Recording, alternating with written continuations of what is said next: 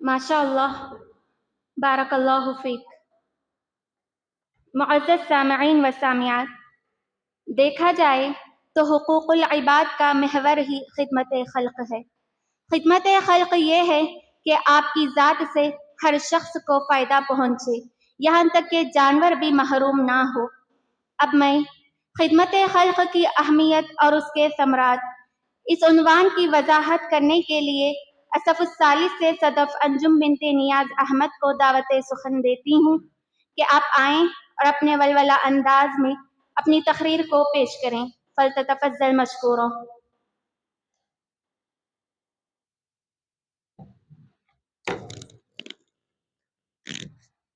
السلام علیکم ورحمۃ اللہ وبرکاتہ۔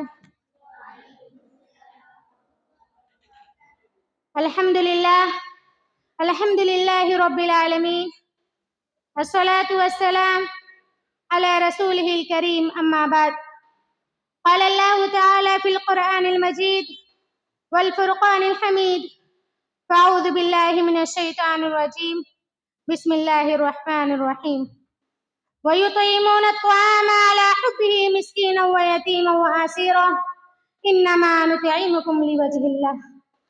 محترم صدر محفل، مشفق معلمین و معلمات، حکم صاحبان، آج کے اس بزم سعید میں میرا موضوع سخن ہے خدمت خلق کی اہمیت اور اس کے ثمرات۔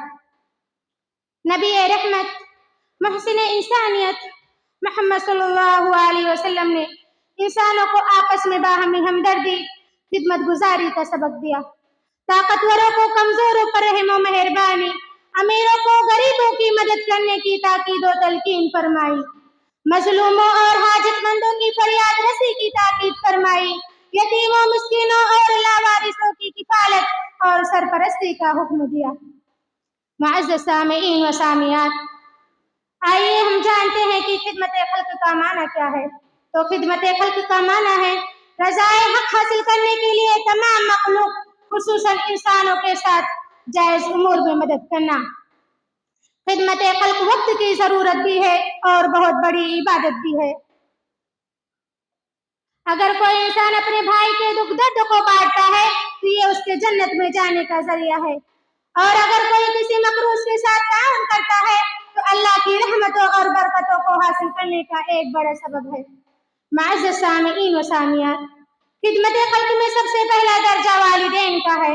گویا والدین کے ساتھ حسن سلوک کرنا اللہ کی خوشنودی حاصل کرنے کا ذریعہ ہے۔ ان کے بعد خدمت خلق میں وہ تمام شمار ہوں گے جو ذی روح ہوں، مثلا مسافر، جانور، پڑوسی، یتیموں کی کفالت وغیرہ۔ کسی بھوکے کو کھانا کھلانا عظیم نیکی اور ایمان کی علامت ہے۔ اگر کوئی انسان اپنے بھائی کو ظالم کے شکنجے سے یا کسی مہلک مرض میں مبتلا کے علاج کی کوشش کرتا ہے اور وہ اس کا علاج کرواتا ہے تو گویا کہ اس نے من جملہ طور پر بنی آدم کو زندگی دی۔ جیسا کہ سورہ مائدہ آیت نمبر 32 میں اللہ رب العالمین کا ارشاد ہے، من قتل نفسا بغیر نفس او فساد فی الارض فکأنما قتل الناس جميعا ومن احیاها فکأنما احیا الناس جميعا۔ جو شخص کسی کو بغیر اس کے کہ وہ کسی کا قاتل ہو یا زمین میں فساد مچانے والا ہو وہ قتل کر ڈالے تو گویا کہ اس نے تمام لوگوں کو قتل کر دیا، اور جو شخص کسی ایک کا جان بچا لے تو گویا کہ اس نے تمام لوگوں کو زندہ کر دیا۔ معزز سامعین و سامعات، خدمت خلق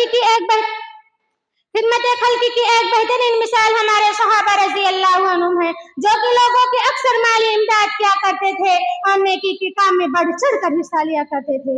جیسا کہ حضرت عثمان بن عفان رضی اللہ عنہ نے مسلمانوں کے لیے میٹھے پانی کا کنواں خرید کر وقف کیا، جس کا بہترین ثمرہ ان کو یہ ملا کہ آپ نے انہیں جنت کی بشارت دی۔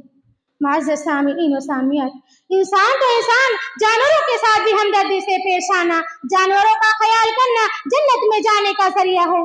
جیسا کہ ایک مشہور واقعہ ہے کہ ایک زانی عورت راہ سے گزر رہی تھی تو ایک پیاسے کتے کو دیکھتی ہے جو پیاس کی وجہ سے کیچڑ چاٹ رہا تھا، تو اس عورت کو اس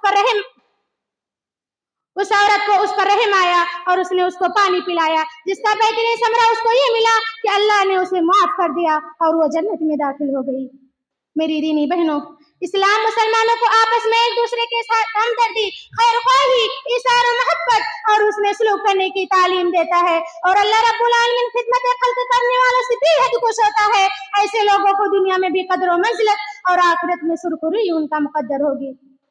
خدمت خلق کی فضیلت کے بارے میں صحیح مسلم کی روایت ہے کہ آپ صلی اللہ علیہ وسلم نے فرمایا، من نفس عن مؤمن کربۃ من کرب الدنیا نفس اللہ عنہ کربۃ من کرب یوم القیامہ۔ جو شخص مسلمان کی دنیاوی پریشانی کو دور کرے گا، بروز قیامت اللہ تعالیٰ اس کی مصیبت کو دور کرے گا۔ اسی طرح وہ انسان سب سے بہترین ہے جو اپنی ذات سے دوسروں کو فائدہ پہنچائے۔ سنن ترمذی کی روایت ہے کہ آپ صلی اللہ علیہ وسلم نے فرمایا، خیر الناس من ينفع الناس، لوگوں میں بہترین انسان وہ ہے جو دوسروں کو فائدہ پہنچائے۔ معزز سامعین و سامعات، اپنی آل و اولاد کے لیے محنت تو ہر شخص کرتا ہے، اس کے علاوہ کوئی چارہ نہیں، مگر اپنے ساتھ ساتھ دوسروں کے کام آنا، ان کی ضرورتوں کو پورا کرنا، ان کا خیال کرنا، ان کی ضرورتوں کی تکمیل کرنا ایک عظیم سماجی اور انسانی عمل ہے، اور ساتھ ہی ساتھ اللہ رب العالمین کی رضا اور ڈھیر سارے اجر و ثواب کے حصول ہونے کا ذریعہ ہے۔ خالق کے حقوق کے ساتھ مخلوق کے حقوق بھی ادا ہونی چاہیے۔ بقول شاعر ہے، درد دل کے واسطے انسان کو پیدا کیا، درد دل کے واسطے انسان کو پیدا کیا، ورنہ طاعت کے لیے کچھ کم نہ تھے کر رو دیا۔ مگر افسوس کہ بعض مسلمان اس عملی میدان میں بہت پیچھے ہیں، حالانکہ دیکھا جائے تو خدمت خلق ہی حقوق العباد کا محور ہے۔ انسانی ضرورت کی تکمیل اللہ کی محبت میں ہوتی ہے، گویا کہ اللہ کی محبت کا اظہار اس کے بندوں کی خدمت کے ذریعے ہوتا ہے۔ چنانچہ قرآن مجید میں اللہ کے مخلص اور محبوب بندوں کی علامت یہ بیان کی گئی ہے، وَيُطْعِمُونَ الطَّعَامَ عَلَىٰ حُبِّهِ مِسْكِينًا وَيَتِيمًا وَأَسِيرًا إِنَّمَا نُطْعِمُكُمْ لِوَجْهِ اللَّهِ۔ معزز سامعین و سامعات، خدمت خلق کے ثمرات میں سے یہ بھی ہے کہ خادم مخدوم کے درمیان الفت و محبت پیدا ہوتی ہے، باہمی قربتیں بڑھ جاتی ہے، اس کے باعث انسان برے اخلاق اور اس کے مضرات، کینہ کپٹ وغیرہ سے نجات حاصل کر سکتا ہے۔ خدمت خلق کے ذریعے اثار و قربانی کا جذبہ پیدا ہوتا ہے، اور ساتھ ہی ساتھ اللہ رب العالمین بھی خوش ہوتا ہے۔ سب سے بڑا تحفہ تو ہمیں جنت ملتی ہے، لہٰذا ضرورت اس بات کی ہے کہ ہم ایک دوسرے کے خیر کاموں میں تعاون کر آپس میں حسن اخلاق سے پیش آئیں، کیونکہ حسن اخلاق دلوں کو غلام بنا لیتا ہے۔ ہمارا دین ہم سے ہمدردی کا مطالبہ کرتا ہے، نیک کاموں کے کرنے، برائی اور تکلیف دہ چیزوں سے بچنے کا حکم دیتا ہے۔ آخر میں اللہ رب العالمین سے دعا ہے کہ اللہ تعالی ہمیں خدمت خلق کی توفیق دے، آمین۔ السلام علیکم ورحمۃ اللہ وبرکاتہ۔